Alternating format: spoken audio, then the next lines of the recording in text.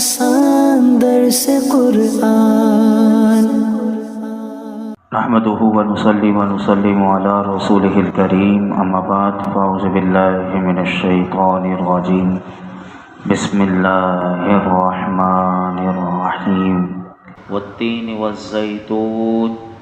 انجیر کی قسم اور زیتون، وطور سینین اور طور سینا، وہذا البلد الامین، اور اس امان والے شہر کی قسم، لقد خلقنا الانسان فی احسن تقویم، بے شک ہم نے آدمی کو اچھی صورت پر بنایا، ثم رددناہ اسفل سافلین، پھر اسے ہر نیچی سے نیچی حالت کی طرف پھیر دیا، الا الذین آمنوا وعملوا الصالحات فلہم اجر غیر ممنون، مگر جو ایمان لائے اور اچھے کام کیے کہ انہیں بے حد ثواب ہے۔ گزشتہ کل 5 آیات کی تفسیر ہم نے سماعت کی تھی۔ آج 6ٹھی آیت کریمہ کی مختصر تفسیر سماعت کرتے ہیں کہ 6ٹھی آیت کریمہ میں سورۃ التین میں اللہ رب العالمین نے فرمایا کہ جو لوگ ایمان لائے اور انہوں نے اچھے کام کیے تو ان کے لیے بے انتہا ثواب ہے، اگرچہ بڑھاپے کی کمزوری کے باعث وہ جوانی کی طرح کثیر عبادات بجا نہ لا سکے اور ان کے عمل کم ہو جائیں، لیکن کیونکہ انہوں نے ایمان کی قدر کو سمجھ لیا اور انہوں نے زندگی بھر اگر اعمال صالحہ کیے اور اب بڑھاپے کی کمزوری کے باعث وہ جوانی کی طرح وہ کثیر عبادات بجا نہ لا سکے، لیکن دیکھیے کہ رب کریم کا کرم بالائے کرم دیکھیے کہ فرمایا کہ انہیں اللہ رب العالمین کے کرم سے انہیں وہی اجر ملے گا کہ جو جوانی اور قوت کے زمانے میں عمل کرنے سے ملتا تھا۔ تو جب جوانی میں اگر اس نے اس کی قدر کی اور اس نے اعمال صالحہ کو وہ بجا لایا تو فرمایا کہ بڑھاپے میں اب وہ نہیں کر پا رہا، کمزوری کے باعث گھر سے مسجد میں نہیں آ سکتا نماز پڑھنے کے لیے، وہ جماعت بھی نہیں پا سکتا۔ ایک مثال میں نے آپ کے سامنے رکھی، لیکن فرمایا ان کے لیے اتنے ہی عمل لکھے جائیں گے کہ جتنے جوانی میں لکھے جاتے تھے، اور فرمایا جہنم کے سب سے نچلے درکات جو ہیں وہ ان کا ٹھکانہ نہ ہو کے۔ اسی طرح کا معاملہ اگر ہم دیکھیں تو ایک حدیث پاک بھی جو پہلے بھی ہم نے سماعت کی تھی، دوبارہ میں عرض کر دیتا ہوں آپ کے سامنے۔ مسند امام احمد میں یہ حدیث پاک موجود ہے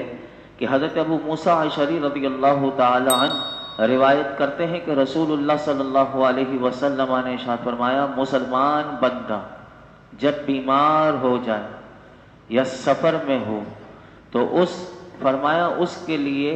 ان اعمال کا ثواب لکھا جائے گا کہ جو وہ تندرستی کی حالت میں اور مقیم ہونے کی حالت میں وہ کیا کرتا تھا،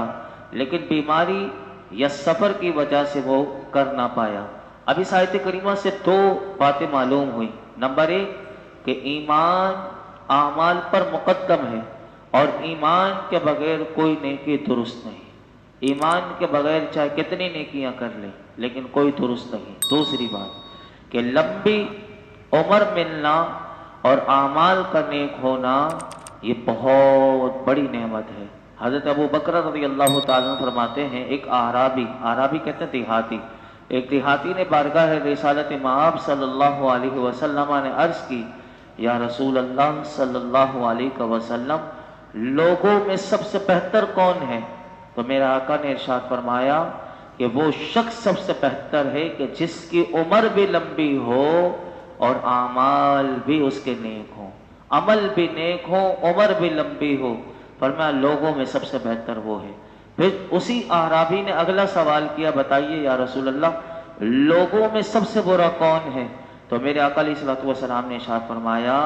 کہ وہ شخص سب سے برا ہے لوگوں میں کہ جس کی عمر بھی لمبی ہو اور اعمال بھی اس کے برے ہوں۔ فرمایا یہ شخص سب سے برا شخص ہے۔ اللہ اس برے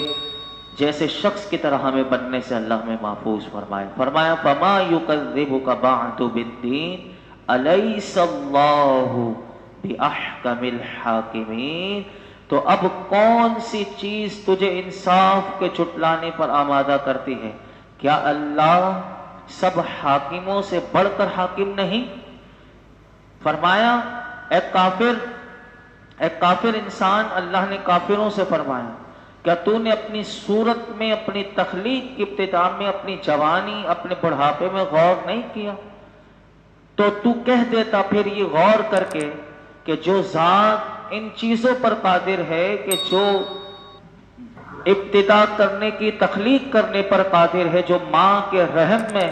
ایک نطفے سے پوری انسان یعنی انسان بنانے پر قادر ہے، پھر اسے وہ ماں کے پیٹ سے نکال کر بچپن، جوانی، بڑھاپا، پھر قوت سے کمزوری، فرمایا کہ جب ان تمام باتوں میں تو غور کرتا تو تو کہہ دیتا کہ جو ذات ان چیزوں پر قادر ہے وہ اس بات پر بھی قادر ہے کہ مجھے مرنے کے بعد دوبارہ زندہ کر دے گی اور مجھ سے میرے اعمال کا حساب لے گی۔ اور فرمایا اس قطعی دلیل اور روشن حجت کے بعد اب کون سی چیز اللہ فرماتا ہے تجھے انصاف، وہ جو یوم الدین ہے، مالک یوم الدین، جو دین کا، جو یہ انصاف کا دن ہے، فرمایا کہ اس دین جو انصاف کے دن کے جھٹلانے کو آمادہ کرتی ہے وہ کون سی چیز ہے؟ تو فرمایا اور تو اللہ کی یہ قدرتیں دیکھنے کے باوجود کیوں مرنے کے بعد دوبارہ اٹھائے جانے، قیامت کے دن حساب ہونے اور اعمال کی جزا ملنے کا انکار کرتا ہے؟ یعنی یہ ہم سب کے لیے بھی، صرف کافر کے لیے نہیں، ہم مسلمانوں کے لیے بھی، کہ ہمیں بھی یہ باتیں بار بار بتائی جا رہی ہیں۔ دیکھو انسانوں، اے مسلمانوں، سب نے مرنے کے بعد اٹھنا ہے، قیامت بپا ہوگی، اعمال کا حساب کتاب دینا ہے، اعمال کی جزا ملے گی یا سزا ملے گی۔ یہ کہنے کے بعد اس سورت کا اختتام دیکھیے، فرمایا لیس اللہ بأحکم الحاکمین، کیا اللہ سب حاکموں سے بڑھ کر بڑا حاکم نہیں؟ حدیث پاک میں آتا ہے، حضرت ابو ہریرہ رضی اللہ تعالیٰ عنہ روایت کرتے ہیں کہ نبی کریم صلی اللہ علیہ وسلم نے ارشاد فرمایا کہ جو سورہ والتین والزیتون پڑھے اور وہ اس مقام پر پہنچے الیس اللہ بأحکم الحاکمین، تو میرے آقا نے فرمایا اسے چاہیے کہ وہ یوں کہے بلا وَأَنَا ذَلِكَ مِنَ الشَّاهِدِينَ، آپ سب بھی کہہ دیں بلا وَأَنَا عَلَى ذَلِكَ مِنَ الشَّاهِدِينَ، یعنی کیوں نہیں، یقیناً ہے مالک اور میں اس بات پر گواہ ہوں کہ تو ہی سب حاکموں سے بڑھ کر حاکم ہے، تو ہی بادشاہوں سے بڑھ کر، یعنی اصل بادشاہت تیری ہی ہے اور تو ہی قدرت والا اور خالق و مالک ہے۔ اس صورت کا اختتام ہوا۔ اگلی صورت کا تعارف میں عرض کر دیتا ہوں، کل اس کا ہم آغاز کریں گے۔ اس سے اگلی صورت ہے سورہ علق، یہ بھی مکہ مکرمہ میں نازل ہوئی اور اکثر مفسرین کے نزدیک یہ صورت سب سے پہلے نازل ہوئی۔ اب جو کل ہم سماعت کریں گے سورہ علق، یہ قرآن پاک کی سب سے پہلی صورت ہے کہ جو نازل ہونے میں سب سے پہلی ہے، اور اس کی ابتدائی 5 آیات جو ہیں وہ غار حرا میں نازل ہوئی، اور جو آج نماز عشاء میں بھی تلاوت 5 آیاتوں کی گئی، یہی 5 آیات سب سے پہلے قرآن کی نازل ہوئی۔ اس صورت میں ایک رکوع ہیں اور 19 آیتیں ہیں۔ علق کے معنی کیا ہیں؟ علق عربی میں خون کے لوتھڑے کو کہتے ہیں، علق عین لام قاف، علق کہتے ہیں خون کے لوتھڑے کو۔ اور اس صورت کی دوسری آیت میں یہ لفظ آپ سنیں گے اور یہ موجود ہے، اس مناسبت سے اسے سورہ علق کہتے ہیں۔ اس صورت کا دوسرا نام بھی ہے کیونکہ اس کی ابتدا اقرا سے ہوتی ہے، تو اسے سورہ اقرا بھی کہتے ہیں، اور یہ نام اس آیت کی شروع میں ہی ہے، اس مناسبت سے اسے سورہ اقرا بھی کہتے ہیں۔ اور اس سورت میں ہم کیا مضمون سنیں گے پورا، وہ سن لیجئے کہ اس سورت کا مرکزی مضمون یہ ہے کہ اس میں ابو جہل کے شدید مذمت کی گئی، اور اس میں یہ مضامین آپ سماعت کریں گے کہ انسان کی تخلیق میں اللہ کی حکمت بیان کی گئی، اور یہ بیان کی گئی کہ اسے کمزوری سے قوت کی طرف منتقل فرمایا۔ نمبر 2، قرات اور کتاب کی فضیلت اس میں بیان کی گئی سورت میں، اور یہ بھی اس کے مضمون میں شامل ہے کہ یہ بتایا گیا کہ انسان اللہ تعالیٰ کی نعمتوں کا شکر ادا نہیں کرتا، بلکہ انسان کو مال دے دے، اللہ دولت دے دے، اللہ نے انسان کی حقیقت کو بتایا، انسان مال و دولت ملنے کے بعد پھر تکبر کرتا ہے، اللہ ہمیں تکبر سے بچائے۔ چوتھی بات جو اس صورت میں ہم سماعت کریں گے، جو اس کے مضمون میں ہے کہ اللہ کی اطاعت کرنے، نماز پڑھنے سے روکنے والوں کے بارے میں وعید بیان کی گئی، اور اس کے مضمون میں یہ بھی بات آتی ہے سورہ علق کے کہ اس صورت کے آخر میں ابو جہل کی مذمت بیان کی گئی اور اس کی دھمکیوں کا جواب اللہ نے اس صورت میں دیا، اور اللہ رب العالمین نے اپنے پیارے حبیب سے فرمایا کہ اس ابو جہل کی دھمکیوں کی آپ پرواہ نہ کریں، کیونکہ آپ کا مددگار، آپ کی حفاظت کرنے والا اللہ تعالیٰ ہے۔ اس صورت کا کل آغاز ہوگا۔ اللہ رب العالمین ہم سب کو اس صورت کا نور اور اس کا فیضان نصیب فرما۔ الحمدللہ رب العالمین والصلاة والسلام علی سید الانبیاء والمرسلین وعلی آلہ واصحابہ اجمعین۔ یا اللہ پاک جو کچھ سنا ہے اس میں کوئی غلطی کوتاہی معاف فرما، اپنی بارگاہ میں قبول فرما، قرآن حکیم کا نور اور اس کا فیضان نصیب فرما، ہمارے لیے سمجھنا سمجھانا آسان فرما، عمل کرنا آسان فرما۔ اللہ اعمال صالحہ کی توفیق عطا فرما، ہر عمل میں اخلاص دے دے، ریاکاری سے، غرور و تکبر سے، بد اخلاقیوں سے،